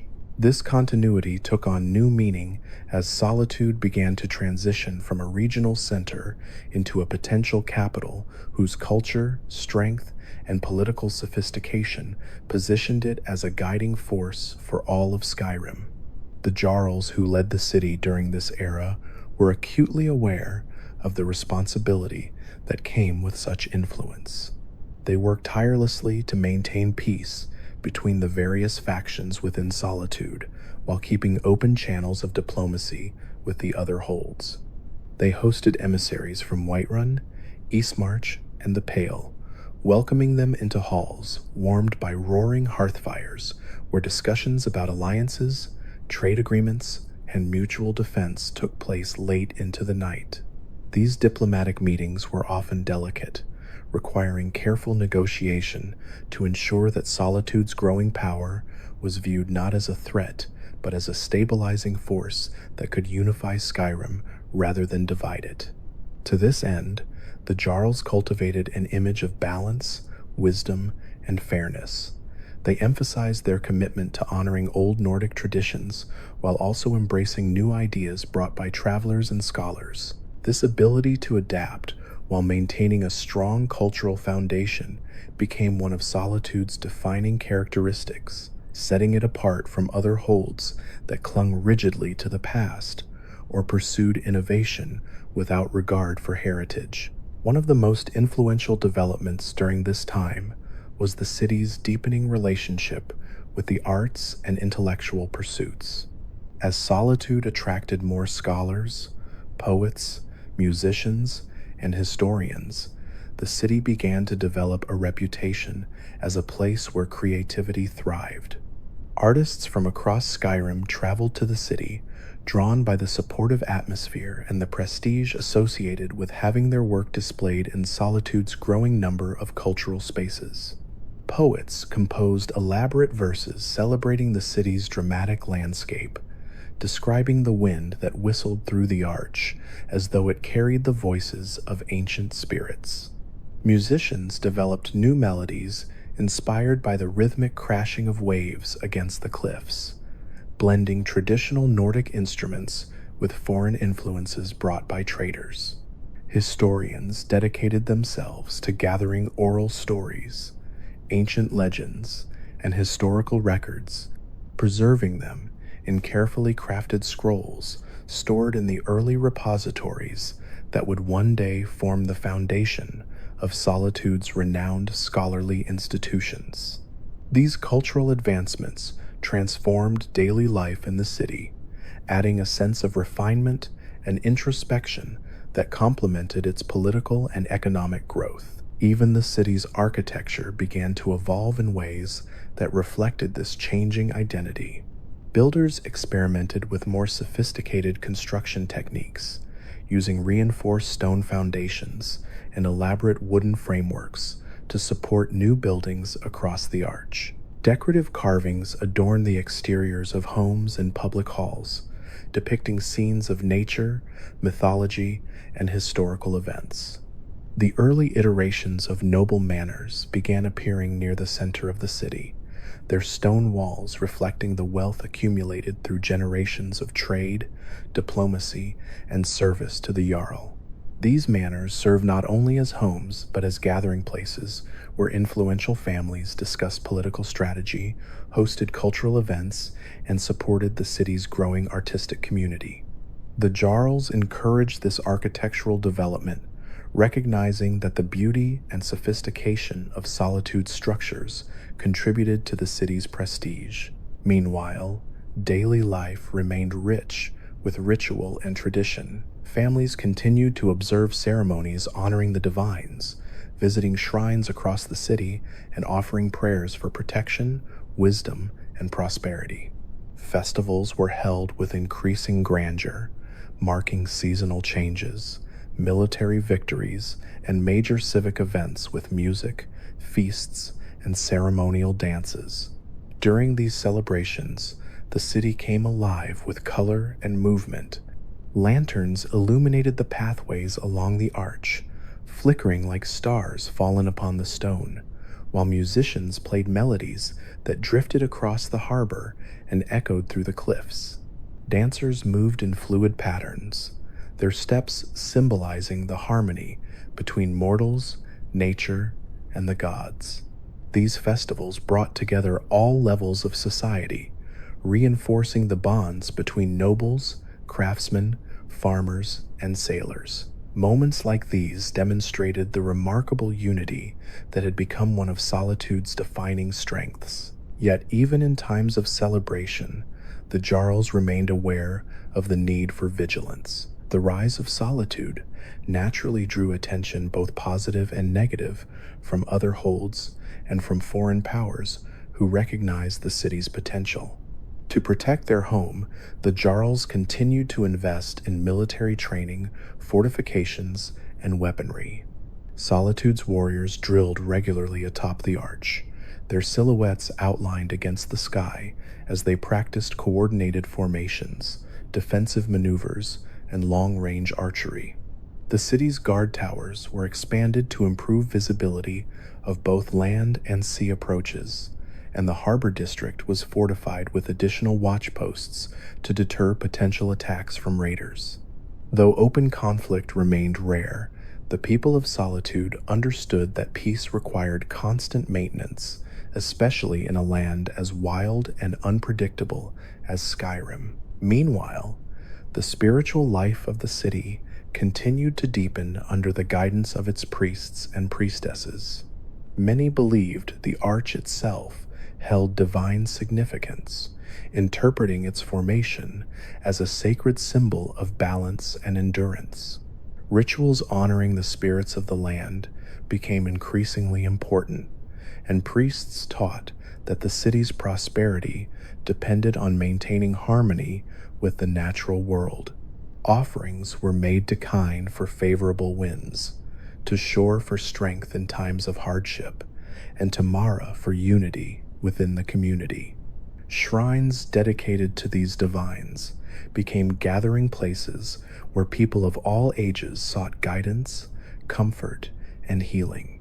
Priests also played a crucial role in education, teaching children the history of solitude, the values of Nordic tradition, and the importance of living with honor and compassion. Through their teachings, the priests helped ensure that Solitude's future generations remained connected to the past, even as the city progressed. In the midst of this cultural and spiritual expansion, Solitude found itself at a crossroads. Its growing influence made it a natural candidate for leadership in statewide matters, yet the Jarls tread carefully, understanding that assuming too much authority could provoke jealousy or resistance from other holds. They focused instead on strengthening Solitude's internal health, its economy, its culture, its infrastructure, and its military. This approach proved effective, earning the city widespread admiration and fostering a sense of trust among neighboring regions. Some holds began voluntarily aligning their policies with Solitude's, while others sought advice from the city's leaders. This soft form of influence gradually positioned Solitude as a stabilizing presence within Skyrim, laying the groundwork for future political developments that would see the city eventually claim an even greater role in the province's governance. Through all these changes, the people remained deeply connected to one another. They continued to build homes, cultivate land, raise families, and honor traditions that stretched back to the earliest settlers. Children still chased each other along the arch's winding pathways, laughing as the wind tugged playfully at their clothing. Elders still gathered in warm longhouses where they recounted stories of harsh winters and heroic deeds. Fishermen still rose before dawn to cast their nets into the frigid waters, returning by midday with catches that fed the entire community. Craftsmen still shaped metal, wood, and stone into tools and ornaments that retained the rugged beauty of their Nordic heritage. And through it all, the arch remained steady beneath their feet, its ancient stone reminding them that they were part of something vast, something enduring, something greater than themselves. As the era drew toward its close, the people of Solitude sensed that change was coming. They could feel it in the shifting political winds, in the evolving cultural landscape, and in the subtle murmurs of ambition that drifted through noble halls. New leaders were rising, new ideas were taking shape, and new challenges loomed on the horizon. Yet the people did not fear this change. They trusted in their city's resilience, in the wisdom of their jarls, and in the spirit of unity that had defined Solitude since its earliest days. They believed, deep in their hearts, that whatever the future held, Solitude would stand strong, its walls unbroken, its culture thriving, its people proud. For they knew that the arch beneath them had weathered countless ages before their time, and that it would continue to hold their city for ages yet to come, steady and unwavering as the sea of ghosts churned endlessly below. As Solitude crossed into this new era of growing influence and emerging identity, the people who lived upon the arch began to notice subtle changes in the way their city interacted with the world around it. For the rhythms of daily life were no longer shaped only by the turning of seasons and the ebb and flow of trade, but by the presence of new ideas, new tensions, and new expectations that arose as Solitude's reputation reached distant lands and returned home through whispered conversations in taverns, merchant halls, and noble estates. The harbor, long a symbol of the city's connection to the wider world, became even busier as ships from High Rock, Hammerfell, and Cyrodiil arrived with increasing regularity, carrying not only goods, but philosophies, political concerns, religious questions, and stories of events unfolding far beyond Skyrim's rugged borders. These stories seeped into Solitude's consciousness, slowly shifting its perspective from that of a proud regional power to that of a city aware of its place within a vast network of nations, cultures, and conflicts. In the bustling marketplaces atop the arch, merchants haggled over prices while discussing whispers of rising tensions between provinces. Distant battles fought in deserts and forests far from the Sea of Ghosts, and rumors of shifting alliances among the powerful families of Cyrodiil. Scholars recorded these stories carefully, seeing in them hints of the political currents that would eventually shape Tamriel's future. Meanwhile, Solitude's priests listened with calm attentiveness, interpreting these tales through spiritual lenses and offering guidance to those who feared that the world beyond Skyrim was growing more complicated with each passing year. Despite these broader concerns, Solitude remained deeply rooted in its traditions, continuing to build upon the foundation that had defined its identity since its earliest days. Families gathered in warm communal halls during long winter nights, telling stories passed down from their ancestors about ancient heroes who tamed the wilds of Skyrim and forged the first bonds between clans.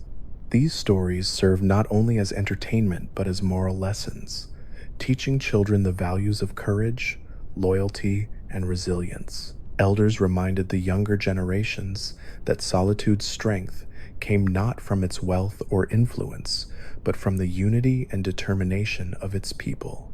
Even as the city expanded, families continued to gather in the same way, finding comfort in the stability of ritual and the familiarity of shared stories.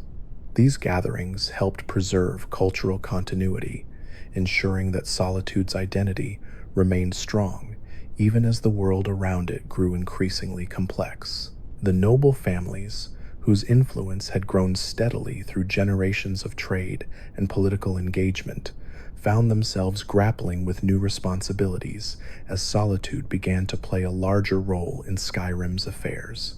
Their estates became centers of strategic planning, where discussions of diplomacy, trade policies, and alliances were held behind closed doors late into the night. These nobles understood that the city's rising prominence required careful management to prevent tensions from emerging between Solitude and other holds. While some nobles pushed for greater expansion, hoping to leverage Solitude's strength into more assertive regional control, others urged caution, warning that ambition without balance could create instability. The Jarls navigated these competing perspectives with deliberate care, understanding that the city's future depended on maintaining harmony both within its borders and beyond them. They recognized that Solitude's location atop the arch made it a symbol of stability in the minds of its people, and they worked tirelessly to ensure that the city never strayed too far from the values that had sustained it through countless winters. In the harbor, life continued in a rhythm as steady as the waves that crashed against the rocks far below. Fishermen rose before dawn, hauling nets heavy with silver fish that glimmered in the rising sunlight. Shipwrights carved hulls from ancient timbers, shaping vessels capable of surviving the fiercest storms the Sea of Ghosts could summon. Sailors swapped stories of distant lands, recalling encounters with colossal sea serpents, mysterious islands cloaked in perpetual mist, and storms that seemed to roar with voices of their own. These maritime tales became part of Solitude's lore, blending reality and myth in a way that added richness to the city's identity. Even those who never set foot on a ship felt connected to the sea, for its presence shaped their lives in ways both practical and symbolic. The people saw the ocean as a reminder of the unknown, vast, unpredictable, and filled with possibilities, and they believed that Solitude's position above it granted the city a unique perspective on the world. Meanwhile, the spiritual life of Solitude continued to deepen as priests and priestesses expanded their teachings, integrating new knowledge brought by travelers into their understanding of the divines. They emphasized the importance of balancing tradition with adaptation, teaching that the gods remained constant even as the world changed. Kinnereth's winds still guided the birds that soared above the arch, and Akatosh's presence still shaped the flow of time in the city's halls. Mara's love could still be felt in the bonds that held families together, and Shore's strength remained a guiding force for warriors defending the city. The priests reminded the people that the divines watched over Solitude as they always had, and that remaining true to their teachings would help the city navigate whatever challenges lay ahead. These spiritual teachings brought comfort to many, especially during times of uncertainty, and strengthened the sense of unity that defined Solitude's culture. The city's growing intellectual community found itself engaged in lively debates about Solitude's role within Skyrim. Some scholars argued that the city's strategic location and cultural richness made it the natural choice for leadership in matters concerning the entire province. Others countered that Solitude's isolation from central Skyrim could limit its influence, especially during times when unity across the holds was crucial. These discussions took place in taverns, in temples, in noble estates, and even in the halls of the Jarl. Though no consensus emerged, the very act of debating these ideas contributed to Solitude's intellectual vibrancy. The scholars of Solitude cultivated an environment where differing viewpoints were not only tolerated but encouraged, believing that the exchange of ideas strengthened the city's capacity for wise decision-making. Daily life continued to unfold in ways both ordinary and extraordinary. Craftsmen carved wooden charms shaped like waves, seagulls, or symbols of the divines, selling them in the markets as tokens of good fortune. Blacksmiths forged weapons and armor that bore intricate designs reflecting the city's maritime culture. Children attended lessons taught by scholars and priests, learning mathematics, reading, and the history of Solitude's earliest settlers. They also learned traditional songs and dances, ensuring that the cultural heritage of the city would continue to thrive. Farmers in the surrounding lowlands tended to their crops and livestock, ensuring a steady supply of food for the city. Hunters ventured into the dense forests beyond the fields, returning with game that nourished the population during the long winters. These daily activities formed the heartbeat of Solitude, reminding the people that the city's greatness rested not only in its political influence or its connections to distant lands, but in the hard work, resilience, and unity of its citizens. As Solitude grew, its leaders faced the challenge of integrating new ideas without losing sight of the values that defined the city. Some leaders advocated for adopting foreign customs introduced by traders, believing that cultural exchange would strengthen Solitude's identity and give it an edge in diplomatic affairs. Others argued that too much foreign influence could dilute the city's traditions and weaken its unity. These debates reflected the tension that often arises in places experiencing rapid growth and transformation. The Jarls navigated these issues with thoughtful deliberation, choosing a middle path that allowed Solitude to embrace innovation while preserving its core heritage. This balanced approach became a defining characteristic of Solitude's political philosophy, helping the city avoid the pitfalls that sometimes accompanied rapid expansion. In the midst of this political and cultural evolution, Solitude's military continued to hold a central place in the city's identity. Warriors trained daily, honing their skills in preparation for conflicts that might arise either within Skyrim or beyond its borders. The Jarls emphasized discipline, strategy, and adaptability, teaching that strength lay not only in physical prowess, but in unity and clarity of purpose.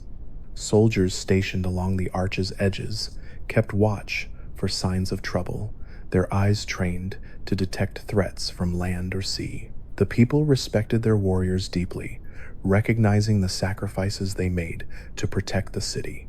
Children often looked up to these soldiers as heroes, dreaming of one day joining their ranks and defending Solitude's towering home.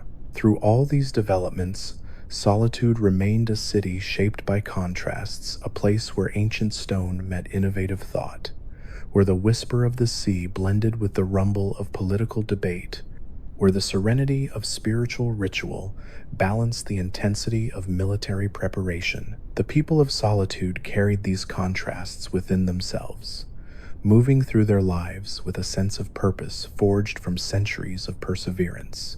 They believed that their city was destined for greatness, not because of its wealth or power, but because of the unbreakable spirit that had guided it from its earliest days. This belief bonded them together through seasons of abundance and hardship alike. As the era drew to a close, the people of Solitude could sense change in the air, a change that carried both promise and uncertainty.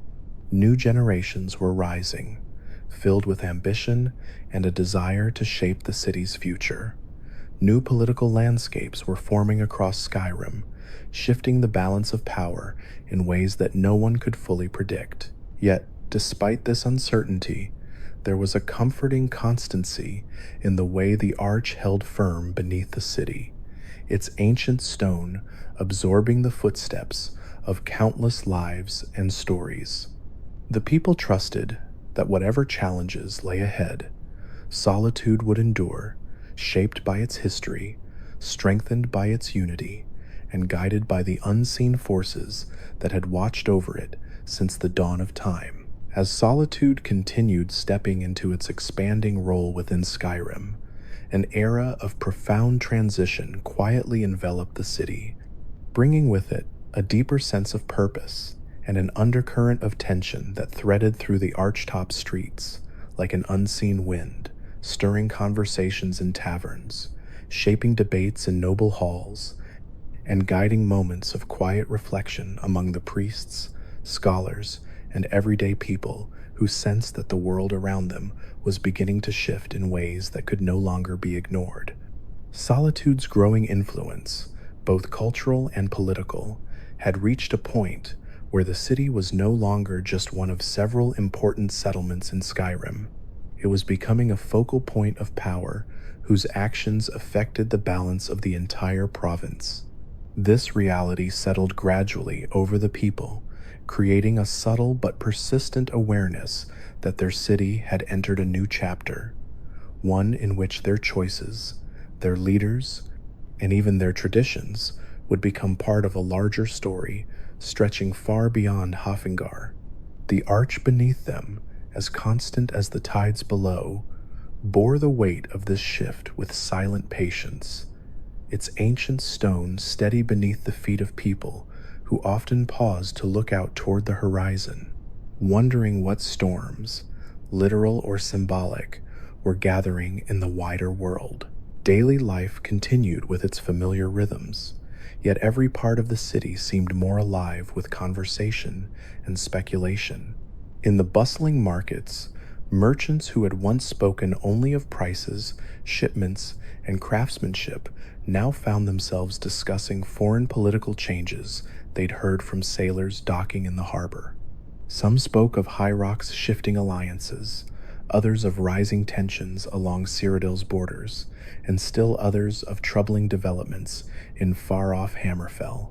Although these events seemed distant, their echoes reached Solitude's ears with increasing clarity, reminding the people that their city existed within a broader tapestry of nations whose destinies sometimes collided like ships in a storm.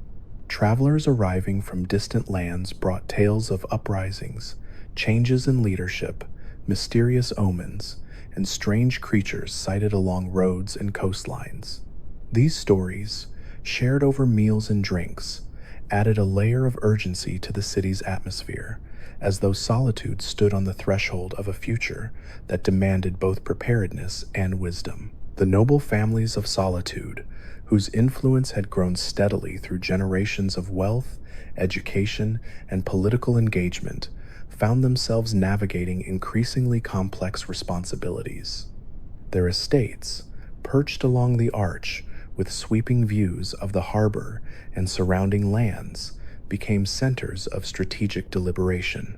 They convened private meetings late into the night, their candlelit halls filled with discussions about diplomacy, defense, economic stability, and the role Solitude should play should tensions rise across Skyrim or Tamriel. Some nobles pushed for a more assertive political stance, believing that Solitude's strength and strategic location made it the natural leader of Skyrim's collective interests.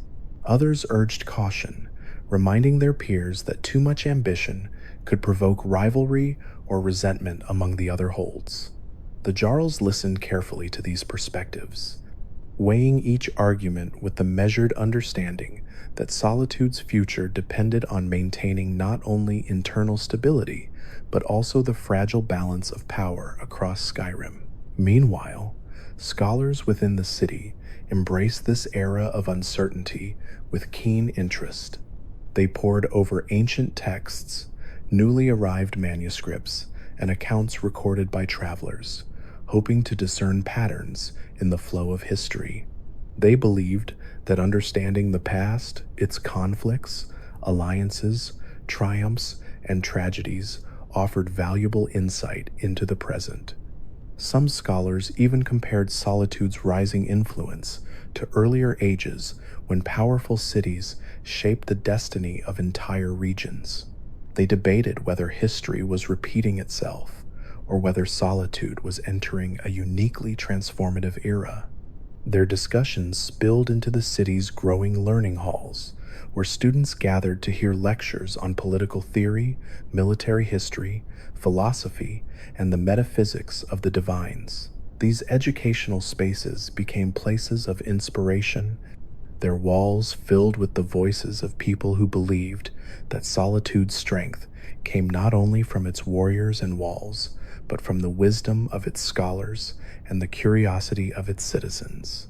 The priests and priestesses of Solitude played a crucial role during this period as well, reminding the people that even in times of growth and uncertainty, the divines watched over them. They taught that the gods appreciated not only honor and courage, but humility, patience, and compassion. Rituals honoring the divines became more frequent, drawing large crowds who gathered at dawn and dusk to offer prayers for guidance, stability, and clarity. Some priests interpreted the shifting political winds as signs that Akatosh was turning the wheel of time toward a new era for Skyrim, while others saw in the changes the breath of Kinnereth stirring the world into motion. Regardless of interpretation, the people of Solitude found comfort in spiritual ritual, trusting that the divines would protect their city as they always had. Temples remained places of solace where citizens could gather in quiet reflection, seeking comfort from the pressures of a world that seemed increasingly unpredictable. Yet for all the activity stirring in noble halls, scholarly spaces, and temples, the harbor remained the heartbeat of Solitude's daily life. Sailors continued to rise before dawn, their ships creaking gently as they prepared for departure. The scent of salt water mixed with wood smoke drifted through the air as fishermen mended nets, shipwrights hammered planks into place, and traders haggled over cargo prices. Children watched with fascination as vessels set out across the sea, imagining adventures in far-off lands. Even as rumors of political tension swept through the city, the harbor's steady rhythm offered a sense of grounding, a reminder that Solitude was supported not only by its intellect or its military, but by the hard-working people who lived in harmony with the sea. In many ways, the harbor served as a metaphor for the city itself, resilient, constantly moving, shaped by winds both gentle and fierce. The city's military presence grew more noticeable during this era, though it did so with quiet intention rather than overt displays of force. Warriors trained diligently atop the arch, their silhouettes cutting bold shapes against the sky as they practiced forms designed to counter threats both human and beast. Instructors emphasized precision, resilience, and strategy, teaching that strength alone could not win battles. Discipline and unity were far more powerful tools. New recruits learned to trust one another deeply, forming bonds that would endure through years of service. Guard towers were reinforced, lookout routines refined, and supply lines strengthened. These precautions were not signs of aggression, but of preparedness. For Solitude's leaders understood that a city of such growing importance could never afford complacency. The people respected their warriors immensely, viewing them not as instruments of war, but as guardians who ensured that Solitude's children, scholars, and families could live their lives in peace. Despite the rising tension and complexity, moments of joy and community continued to brighten Solitude's days. Seasonal festivals celebrated the city's heritage, drawing crowds to open plazas where musicians performed haunting melodies inspired by the sea winds. Dancers moved in elegant patterns, tracing the rhythms of waves and storms. Merchants adorned their stalls with colorful fabrics, fragrant herbs, and handcrafted jewelry. Children played games that mimicked ancient battles or imagined journeys across vast oceans. During these moments, the people of Solitude forgot the weight of political questions and simply enjoyed the beauty of their city and the warmth of community. Even nobles and commoners mingled freely during these celebrations, united by their shared identity as citizens of Solitude. In quieter moments, Solitude's people found themselves drawn to reflection. Some climbed to the highest accessible point of the arch to gaze out over the sea of ghosts, watching the horizon shift between shades of silver, blue, and purple as the light changed. They reflected on the city's journey from its earliest days, when it had been little more than a handful of settlers dreaming of survival, to its present state as a beacon of culture, diplomacy, and power. Others wandered the forest below the cliffs, enjoying the sound of leaves rustling in the wind and the distant cry of seabirds. These peaceful spaces offered comfort to those who felt overwhelmed by the pace of change, reminding them that the natural world remained steady even as human events shifted unpredictably. As the era neared its end, the people sensed that Solitude stood at the edge of a pivotal transformation. The city had grown strong, wise, and interconnected. Its leaders possessed both ambition and restraint. Its people carried pride in their identity, balanced with humility rooted in centuries of tradition. Yet the winds of change continued to blow across Skyrim, bringing questions that could no longer be ignored. Would the holds unite or fracture under pressure? Would Solitude rise to guide Skyrim through turbulent times, or would new powers emerge to challenge its influence? And what role would the Divines play in the unfolding of events yet unseen? Though the answers remained uncertain, the people of Solitude trusted the arch beneath their feet, the ancient stone that had carried their city through every winter, every storm, every celebration, and every loss.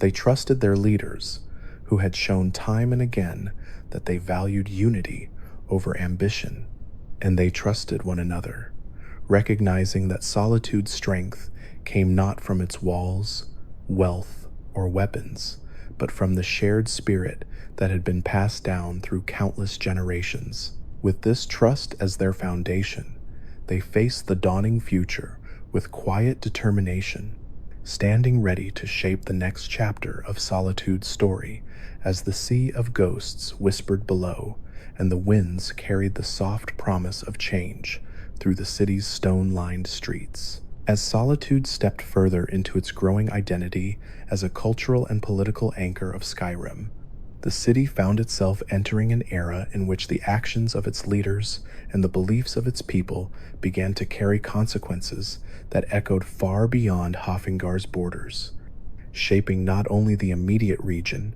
but the relationships between holds, the balance of influence across northern Tamriel, and even the spiritual worldview of those who looked to Solitude as a place of wisdom and guidance. The arch beneath the city, long regarded as a symbol of endurance and divine favor, became an emblem that outsiders associated with stability, calm leadership, and a sense of timeless purpose. However, for the people who walked daily across the stone pathways and marketplaces atop that arch, life felt more complex than the serene image that solitude presented to distant lands. Beneath the surface of its prosperity were subtle but undeniable shifts, quiet tensions between noble families with competing visions, whispered concerns about the growing political fragility across Skyrim, and a deepening awareness that solitude had become not merely a local power, but a guiding force that others watched closely. This pressure did not manifest in dramatic upheaval or public turmoil, but rather in the way conversations changed tone behind closed doors, the way scholars debated with more urgency, and the way priests incorporated new teachings in their sermons to prepare the people for the possibility that the world around them might soon become more turbulent. The Jarl of this era found themselves navigating increasingly complicated responsibilities, balancing diplomacy, internal unity, and the preservation of Solitude's cultural identity. Decisions that once affected only local trade or internal governance now carried implications for alliances with other holds. When Solitude negotiated fishing rights, it influenced the economy of Dawnstar. When Solitude adjusted harbor tariffs, it affected merchants traveling from High Rock. When Solitude strengthened its guard presence, other Jarls wondered whether they prepared for war or merely aimed to bolster defenses. Every choice cast a long shadow, and the city's leadership responded to this new reality by consulting even more frequently with councils of advisors, not only nobles and warriors, but scholars, priests, sailors, craftsmen, and representatives of the harbor communities. This inclusivity helped maintain a sense of unity among the people, reinforcing the idea that Solitude's strength came from collaboration rather than domination. It also ensured that the Jarl held a comprehensive understanding of how their decisions affected every layer of society, from the noble estates perched along the arch to the fishermen whose nets brought daily sustenance to the city. During this time, Solitude's artistic achievements reached new heights. Sculptors carved figures of ancient heroes, divine beings, and legendary creatures into public plazas, blending Nordic tradition with foreign influences introduced through trade.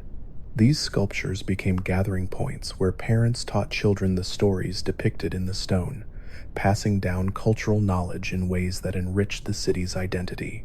Musicians wove haunting melodies inspired by the sea winds that drifted through the arch's crevices, creating songs that were performed during festivals, weddings, and funerals.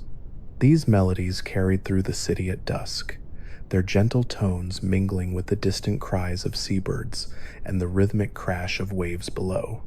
Writers and historians, inspired by Solitude's growing intellectual community, chronicled the city's history in greater detail than ever before, producing scrolls and bound volumes that preserved both myth and fact for future generations. These works found homes in private collections, temples, and early archives that hinted at the scholastic renown Solitude would one day possess.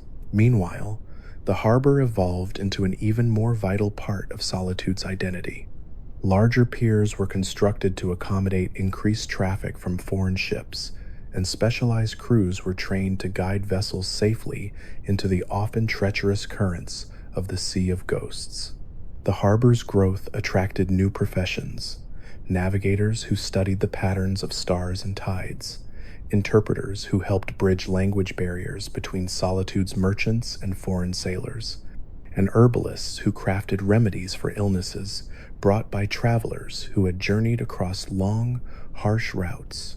The bustling harbor became a microcosm of the wider world, a place where people from different cultures interacted, shared stories, exchanged goods, and contributed to the rich tapestry of experiences that shaped the city.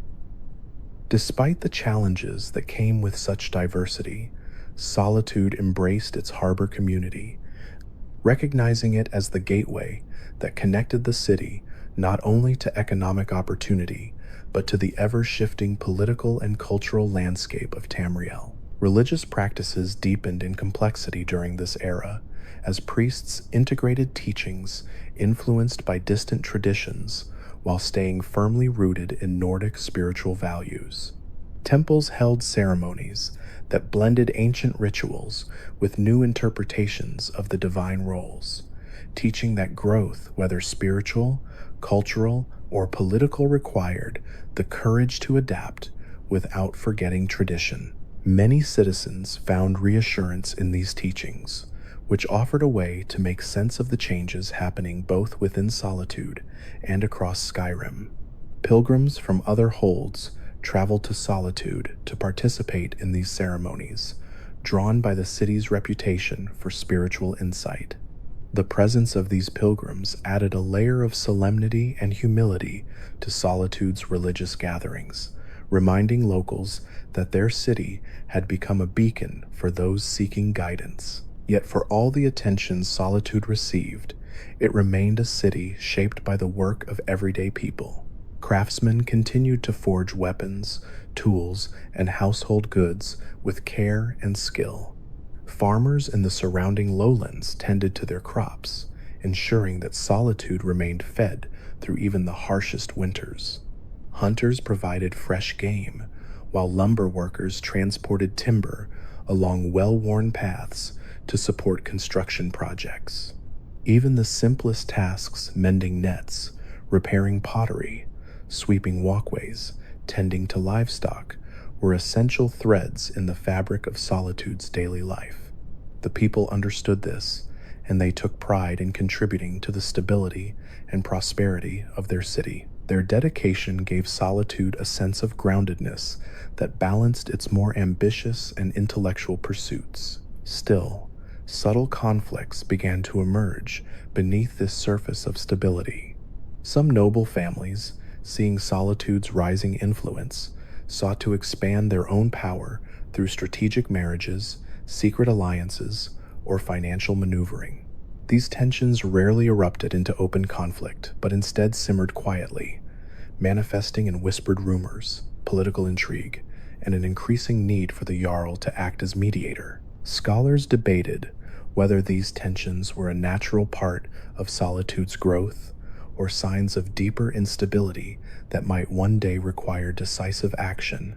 The priests cautioned that ambition must always be tempered with humility, reminding the people that greatness achieved without virtue could lead to downfall. Warriors continued their training with a renewed sense of vigilance, understanding that while outward threats remained distant, internal fractures could weaken the city if left unchecked. Festivals and gatherings helped maintain unity during these uncertain times. The seasonal celebrations grew more elaborate, featuring displays of athletic skill, artistic performance, and communal feasting that strengthened social bonds. At night, lanterns illuminated the arch, casting warm light across the stone and reflecting in the harbor waters far below. These moments provided emotional respite, allowing the people to set aside worries and immerse themselves in the beauty of Solitude's culture.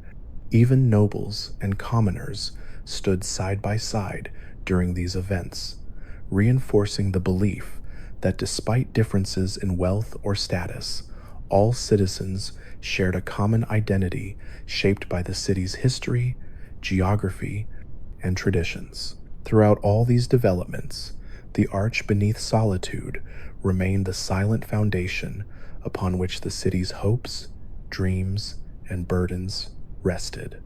Its ancient presence offered reassurance to those who felt overwhelmed by the pace of change, reminding them that the city had survived storms, winters, and uncertainties far harsher than anything the present era could bring.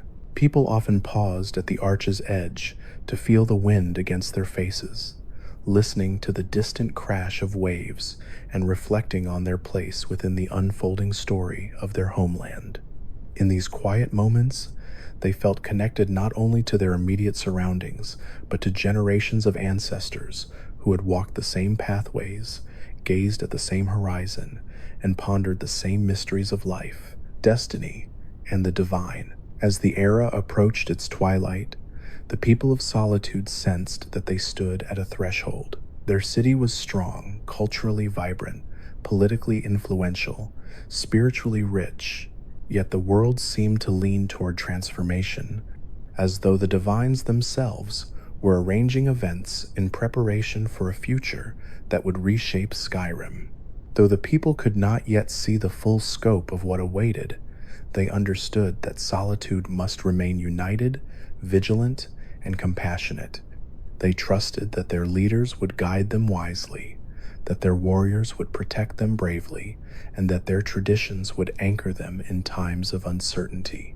Above all, they trusted the ancient stone beneath them, knowing that as long as the arch held firm, Solitude would endure steadfast, resilient, and luminous against the ever-changing winds of time.